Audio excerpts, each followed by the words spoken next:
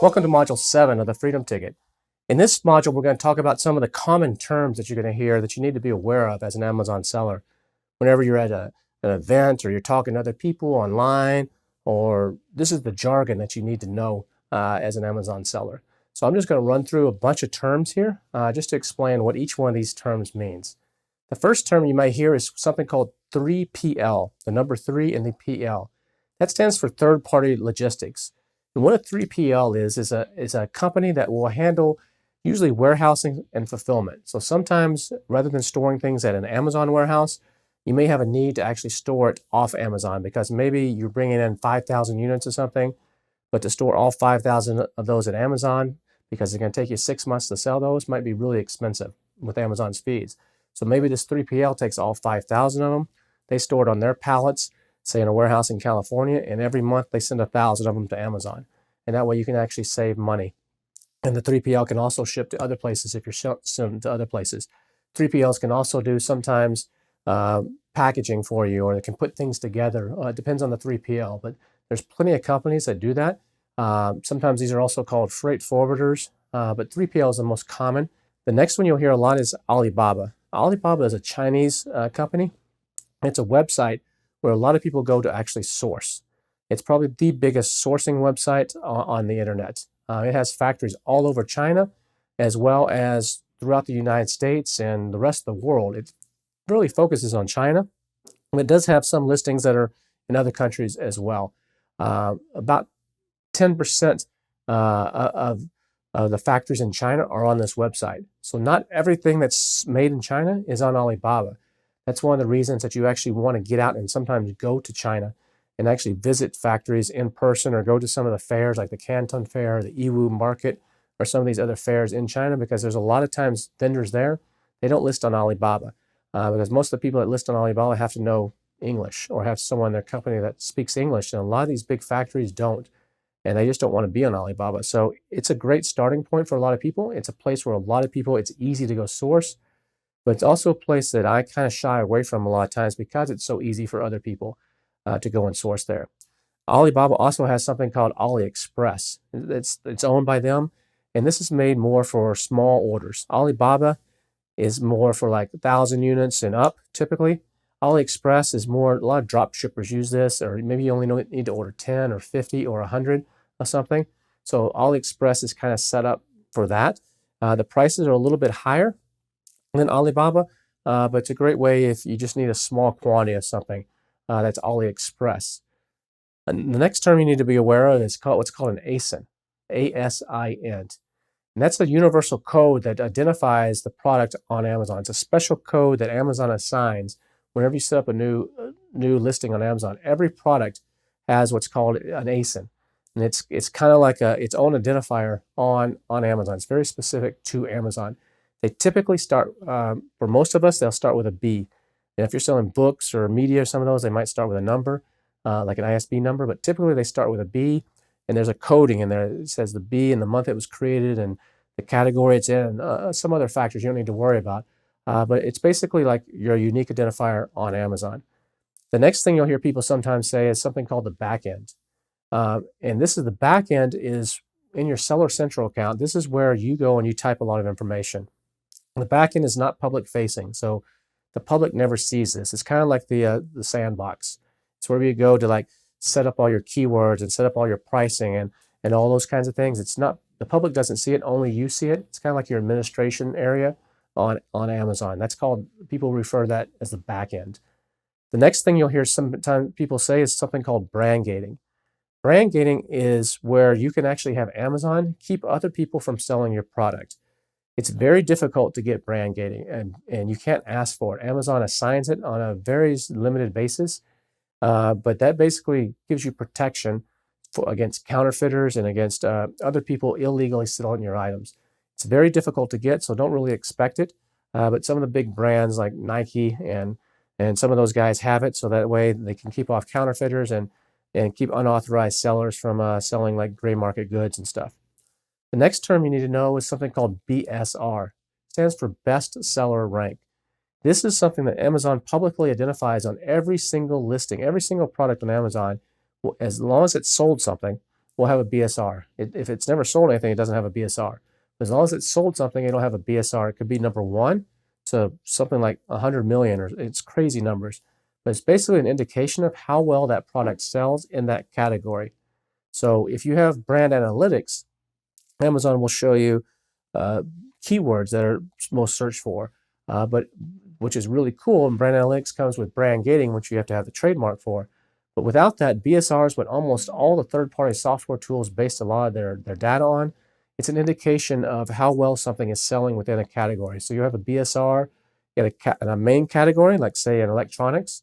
It might be a BSR number 3, which means it's the best-selling thing of all the electronics products.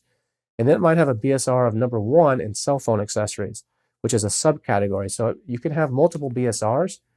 You always want to pay attention to both of those numbers because it can give you a lot of indication. But BSR, you'll hear that a lot. Don't worry too much about BSR. Some people, they use tracking software and they use all kinds of things, and they get super worried about their BSR. If their BSR is better than somebody else's, don't worry about that. It's not about what your BSR is. I don't use that as a comparison. I look at how much money I'm making as a comparison, not at how much I'm selling as a comparison. Because sometimes you can sell less and make more money than selling more because you might have higher margins and you're not having to compete on price so much. Because a lot of people think that Amazon's all about selling on price. And there is some truth to that. Some products are commodities based solely on a lot on price. There's a lot of opportunity to sell premium products on Amazon too. So don't let BSR, I see too many people get too tied up in BSR. And don't do that. The next one is, you might hear, is called buy box. The buy box is like that means you're in the position when someone hits the add to cart button, it actually goes into the cart. That means you're like in the first position. So whoever has the top position is who goes into the cart. So what you'll see sometimes on Amazon is it'll say available from, you'll see it's, one guy has the buy box, so he's the picture that's right there. And it says add to cart. Then also will say also available from these other sellers. And those other sellers, if you click there might be one guy, there might be 10 guys. What that means is they're all sharing the buy box. That means Amazon is rotating them through based on the algorithm and pricing and some other factors. And each one of them gets a certain amount of time in there. That's one of the reasons I don't like doing wholesale and some of the other methods, because you share the buy box. You don't get 100% of the buy button. When you're private label, like what I recommend, almost always, unless you have a problem, almost always you have the buy box. It should be almost 100% of the time. And so that's what the buy box is. You want to own that buy box because that's when someone hits the add to cart button, that means they're putting your product into the cart and not somebody else's. The next term you'll hear a lot is a child. A child is another way of saying a variation on Amazon. So variations on Amazon, there's another term called parent, and then you have child. Child is a variation. So you can have a parent that might be a backpack, and then the child might be the gray backpack, another child might be the red backpack, another child might be the white backpack. Those would each be child. It's a way of saying variations on Amazon. The next term that you need to know is called condition. And condition on Amazon is the condition it's selling in. So most things that you're going to be selling are going to be selling as new. There's also like new, there's used like new. There's different conditions of a product. But for private label, you always want to have new, and you never want to sell used products under private label unless they're marked as used, because you can get into big trouble if someone is expecting to get something new and it looks like it's used. Even if your factory, even if it's brand new and your factory didn't do it right, they got it a little bit dirty, or we're sitting in a warehouse and it looks like it's used, you'll get complaints, and it can cause a lot of problems with your account. So you got to be very careful with that. The next term you need to know is containers. Containers are how things ship over on big ships, usually on the sea, from Asia or from Southeast Asia, wherever you may be ordering from. Containers, they can be a 20-foot long one or a 40-foot long one. These are big metal boxes, and that's where everything gets loaded into to be shipped by sea. And so sometimes you will hear people say, what's a container price? That means typically what's the price if I fill up a 40-foot container. You'll see someone give you a quote and says, the container load is 3,600 units. That means 3,600 units can fit in a 40-foot container. Or sometimes you'll see people fill up 20-foot containers. 40 foots are more common because they're more economical. But that's what a container is. It's how things are shipped over. Usually they're not put on pallets. They're not put on the wood crates. They're just stacked up in there, and they come by sea. And the next term you'll hear a lot is people saying, "What's your conversion rate?" Your conversion rate is how well you sell. So the conversion rate is basically if 100 people look at your page, how many of those people buy? So if 10 people buy out of 100 that look at it, that means you got a 10% conversion rate. The beauty about selling on Amazon is the average conversion rate's about 8.5%. So it's really, really high. If you're doing less than 8.5%, it's also called session percentage on Amazon. If you're doing less than 8.5%, you might want to take a look at your listing. That means you're below the average. If you go to your own website like Shopify or something like that, usually it's in the 1 or 2% range. So that's the beauty about selling on Amazon. It's such a much higher conversion rate. CTR is the next term, and that stands for click-through rate. That means how many people that see an ad actually click on it. So let's say you're running advertising on Amazon, and Amazon shows your ad 100 times. But out of those 100 times, only 5 times did anybody click on your ad. That means you had a 5%, 5 divided by 100, a 5% CTR, or click-through rate. It's a gauge of how well your ad is performing. And so you'll hear CTR quite a bit. Next term you need to know of is disposal. Disposal is where Amazon gets rid of things for you. So when a customer returns something to Amazon, you have several options. You can either have that item returned to you, and they will ship it back to you for about 50 cents or so, or you can have Amazon dispose of it for usually about 20 cents. And so it depends on the item, but some items I will actually tell Amazon, I don't want this back, just get rid of it. And what Amazon does is they don't actually take it out and put it in the trash can. They actually put it in these big boxes on pallets, and they auction them off to sites like liquidation.com and other sites. And so there's a whole business of people that will go and they'll buy these pallets. And so there's people that will actually go out and make a business of going to liquidation.com. They'll see a pallet and they'll list, there's 132 items on this pallet. And they don't list the condition. They'll just say it's all these different things. And they'll bid, they'll auction. Maybe they get a pallet for $500. They have the pallet shipped to their warehouse and they go through it. Half the stuff is garbage. It's trash. It's beat up. Someone's used underwear that they sent back to Amazon, whatever. And they throw it away. The other stuff might be in perfectly brand new working condition. And they take it and they hope that they can make more than the $500 of it. So when you dispose of something on Amazon, you need to keep that in mind, is it actually might come back and bite you in the rear, and because someone might actually come and try to sell it and try to take that buy box away from you. So you got to be careful with that. The other thing you can do is you can pay them to a removal fee, which is about 50 cents, and they'll ship it back to you. Then you can decide what to do with it. What I do with a lot of my products, I have them removed back to me. It's only 50 cents, no shipping or anything. It's cheap. I will take a look at them. Some of them, the box has never even been opened. And so I might just repackage it and sell it again, or I'll put it on eBay if it's used and sell it there. Or sometimes I just take the stuff and use it for parts. So it depends on what you want to do. Another term that you're going to hear is EXW. EXW stands for Ex-Works. Sometimes you'll hear people say Ex-Works, so it's on a shipping. You're like, what the heck does Ex-Works mean? It means it ships from the factory's door.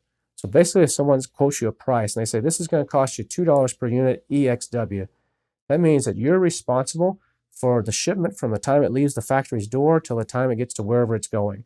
You're responsible for the price and the transfer fees, the shipping, any insurance, all that kind of stuff. Another common term is called FOB, or free on board. That's another shipping term that you'll hear a lot when you're talking with your suppliers. That means that the factory pays for the shipping and the insurance on your product to wherever it says the FOB is. So if I order something from Shanghai, China, and the terms of the sale say FOB Los Angeles, that means all the shipping, all the insurance, all the responsibility if something goes wrong until it reaches Los Angeles is the factory's responsibility. And only once it reaches Los Angeles do I have to start taking responsibility for shipping it to my warehouse in Texas or wherever it may be going. So that's what FOB means. It means it's basically free on board. It means everything is prepaid until this certain city, wherever the city is what that means. The next thing you'll hear a lot is feedback. What's your seller? There's 2 types of feedback that are common on Amazon. One's called seller feedback, and the other one's called product feedback. 2 very distinctive things. The seller feedback is where people will rate you based as a seller. This comes more into play if you're doing FBM, you're doing fulfilled by merchant. than if you're doing FBA, because usually Amazon is the one that's selling and taking care of it. But this is where people can complain that if it took you 5 days to ship it and it arrived damaged or something like that, they can make a lot of complaints there.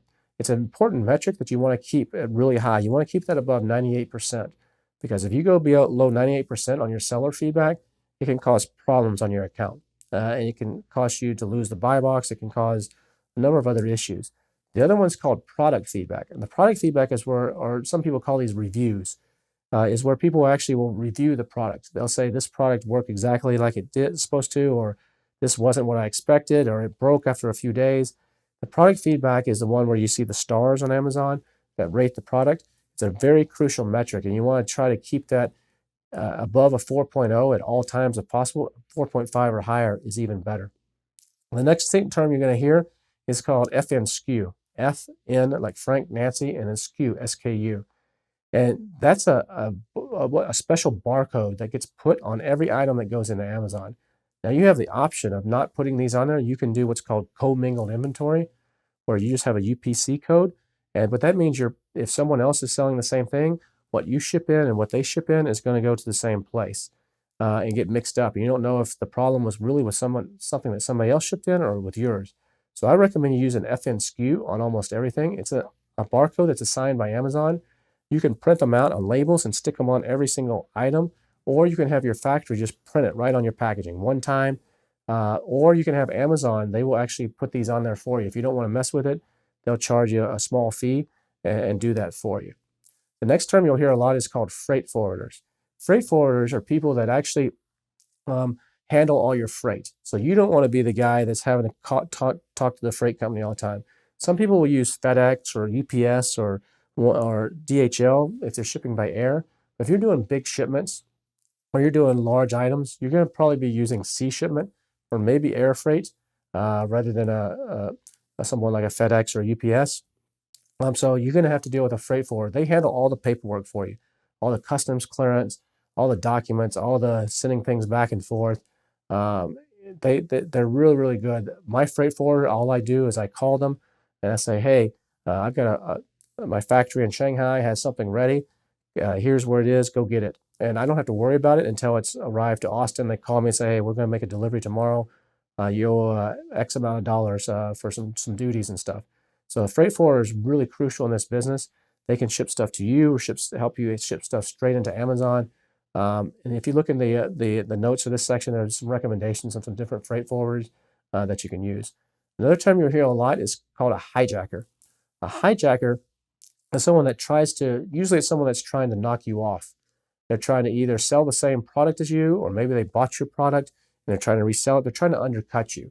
They're trying to kind of piggyback on your success. You've done all this work to create beautiful pictures, a nice listing, done all the keyword research, and they come onto your page and they're like, I'm going to take advantage of this. And they kind of try to ride your coattails.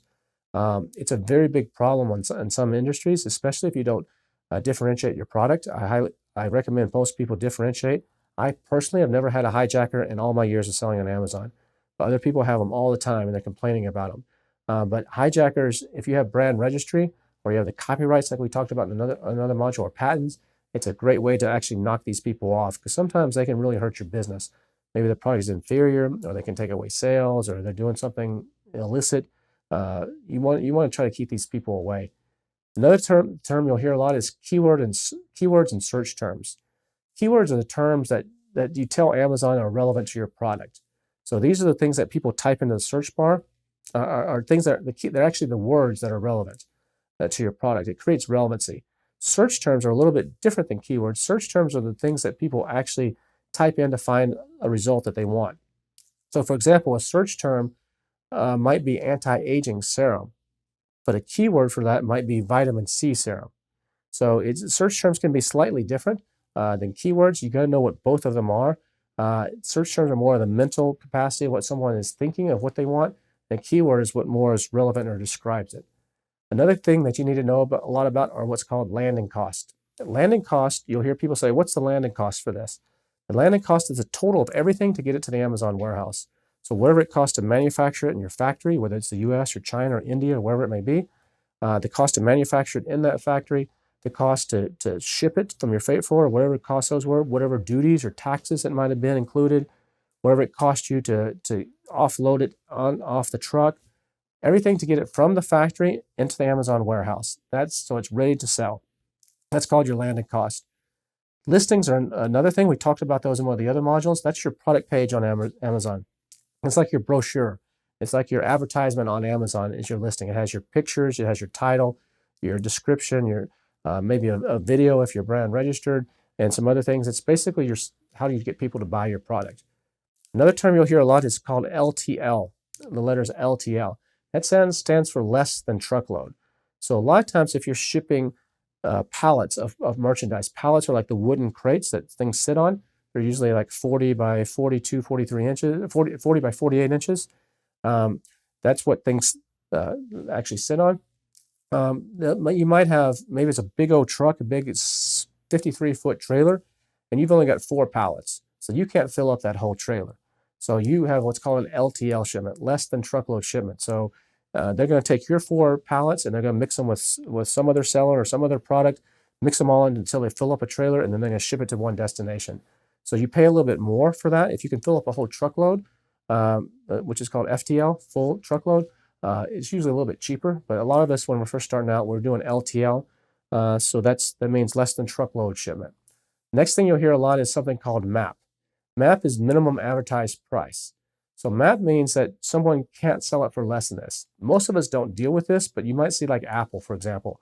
Apple Computer has what's called a MAP. So retailers of Apple products, if you go from not to an Apple store, but to a Best Buy or to your local store that's authorized Apple reseller, they cannot advertise the product, an iPhone below a certain price. They could sell it to you below that price, but they can't advertise it for below that price. And so you'll see sometimes on Amazon where it says click here for price. It doesn't show you the price, it says click to see the price. That means there's a MAP, and that means usually the person that's selling it is selling it for less than the advertised price, but they can't advertise that price. So that's what MAP is. It's usually more on the wholesale side of things.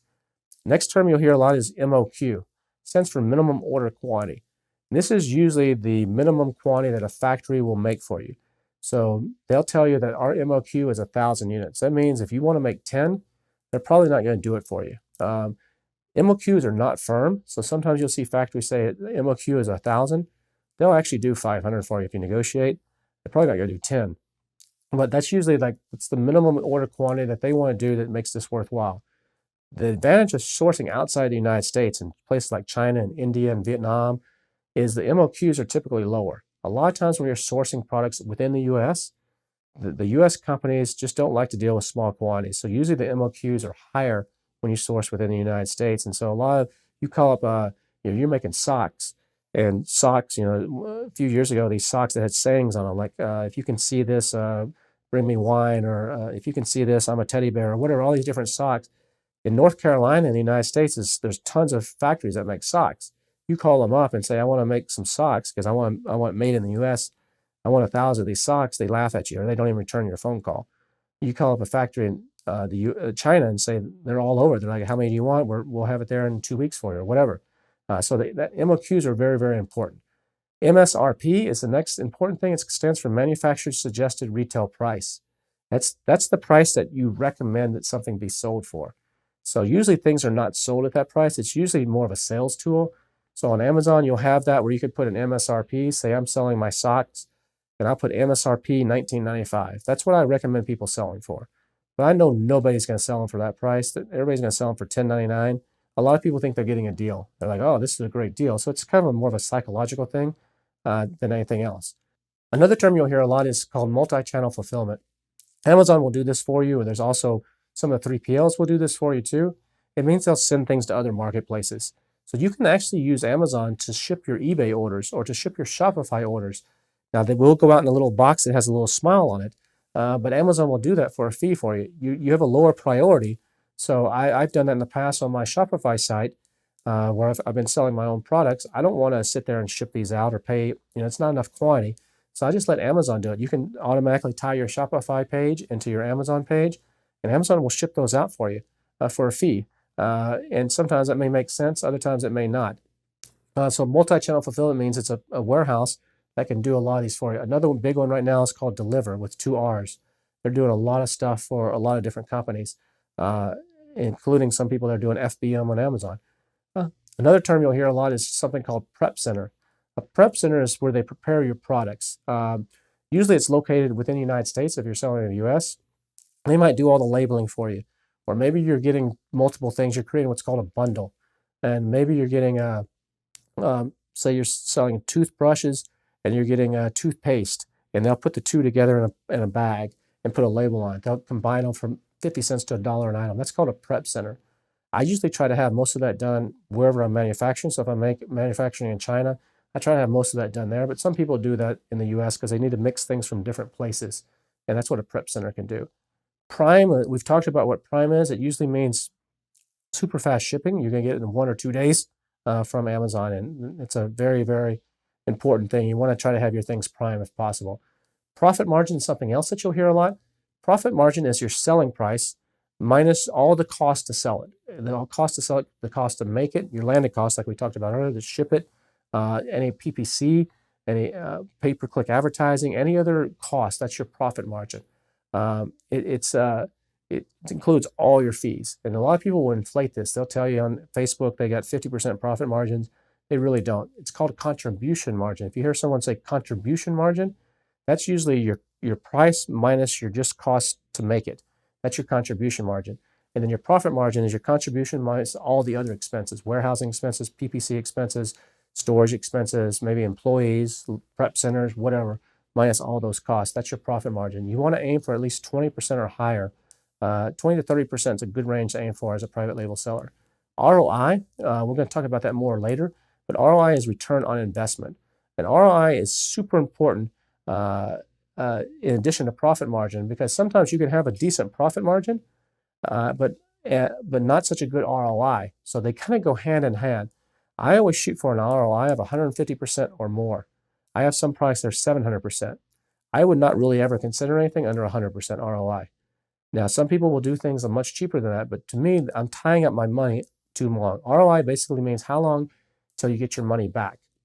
So for example, I've had a product in the past that was a crepe maker.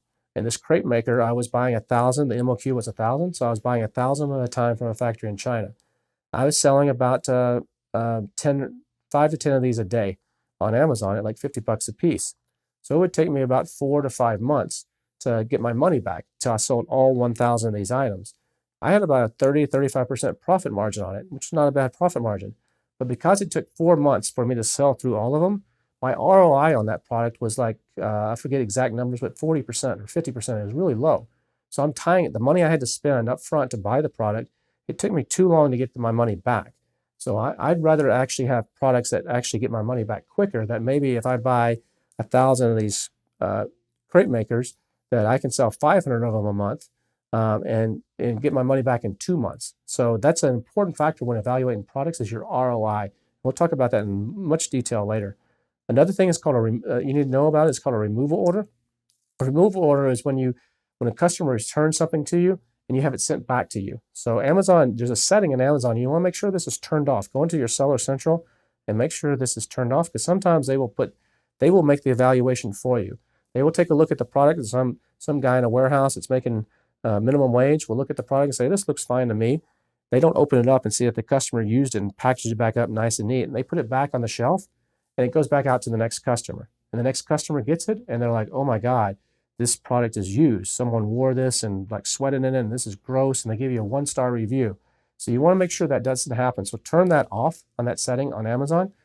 And what I like to do is say Amazon hold everything, and then periodically, you can have them automatically ship it back to you, but I do it periodically so I don't get boxes every day. And I will say, okay, ship these 20 items back to me, and it costs me 50 cents each. It's called a removal order. And then, like I said earlier, I take a look at them all and decide what to do. SKU is another term you'll hear a lot. That stands for stock keeping unit. It's a code that you usually assign. If you don't assign it, Amazon makes one up for you. But usually you assign this number. Maybe you're calling your backpacks BAK-01 2019 or whatever. That's your SKU. If you don't, you can assign that, and that way you can, whatever shows on Amazon will match your system. If you don't assign it, Amazon gives you a random one.